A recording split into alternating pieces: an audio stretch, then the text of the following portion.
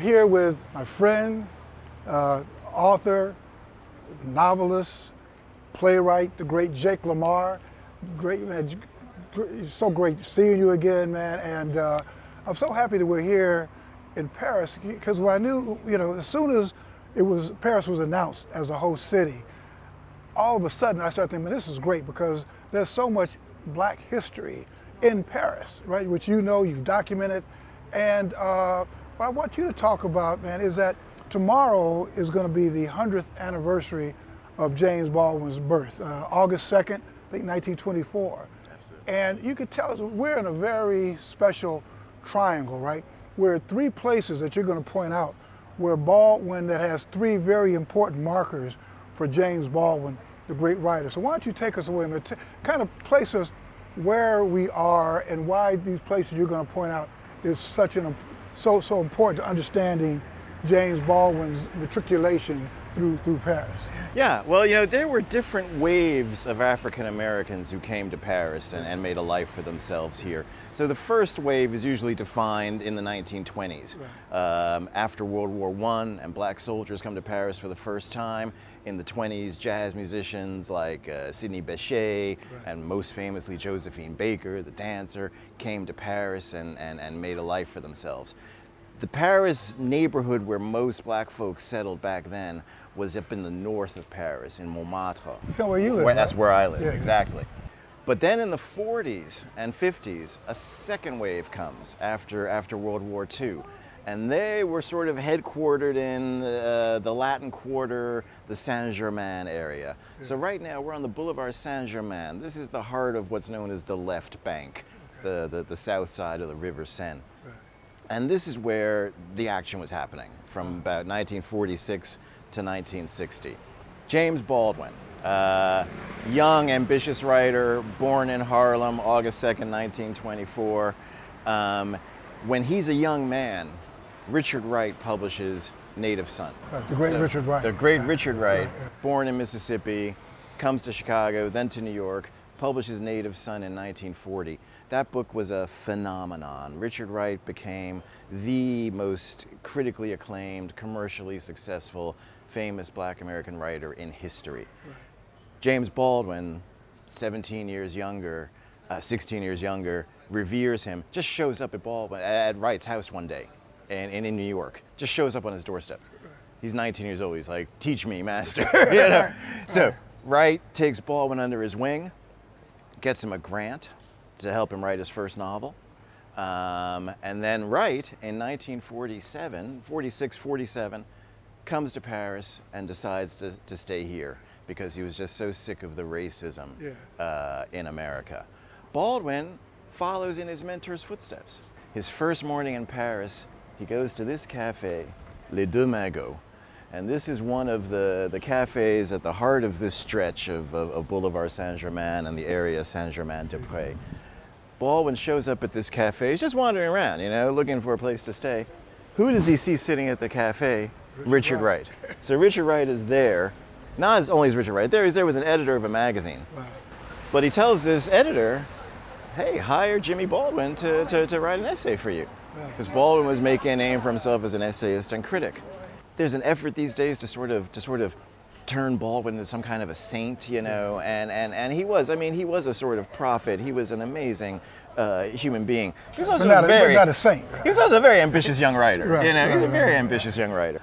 The morning that the piece appears, Baldwin walks into that place across the street, the Brasserie Lip. Baldwin walks in the Brasserie Lip, Wright's sitting there with the magazine in front of him. Oh, wow. And this is all according to Baldwin, he tears into Baldwin. It's like, you betrayed me, I tried to help you, there you go, and write this stuff. Baldwin says he was tongue-tied.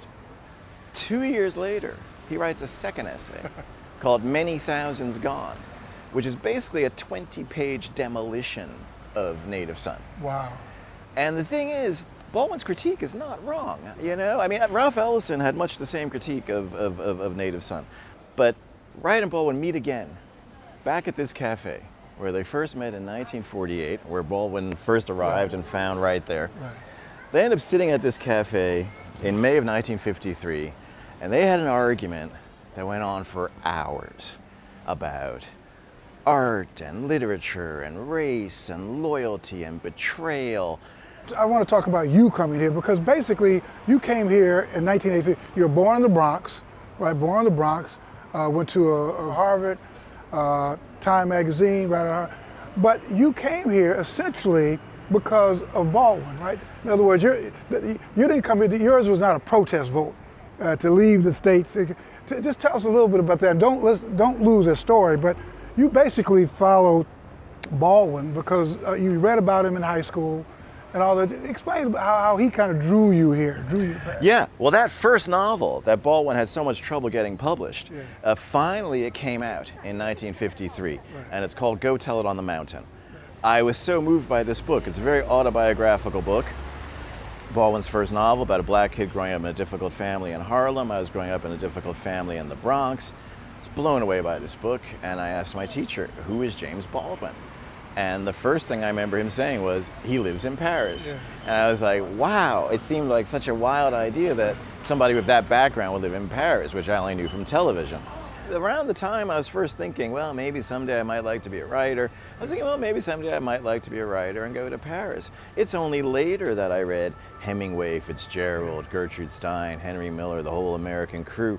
So I just had this idea that, oh, you know, it's an interesting thing for an American writer to do, to go to Paris, at least for a little while. So my first book came out in 1991. It was a memoir. It's called Bourgeois Blues, about my relationship with my father, and through our story, I wanted to tell the story of the evolution of racial politics in America between the 1930s and the 1980s. That book won a grant, which is just a prize. It was a 3-year grant. And I thought, here's my chance. I'm going to go to Paris for 1 year. That was the idea. I got here in September of 1993. But it was absolutely, Baldwin was my first inspiration. You were working at Time magazine. I quit Time magazine, actually, when I got the contract for Bourgeois Blues. You know, what was it like when you came here? I mean, we're here in Paris. I mean, what was it like? You had this dream, this vision, which most of us, by the way, will not execute. We'll think about it, but you were actually here. What was it like when you got to Paris?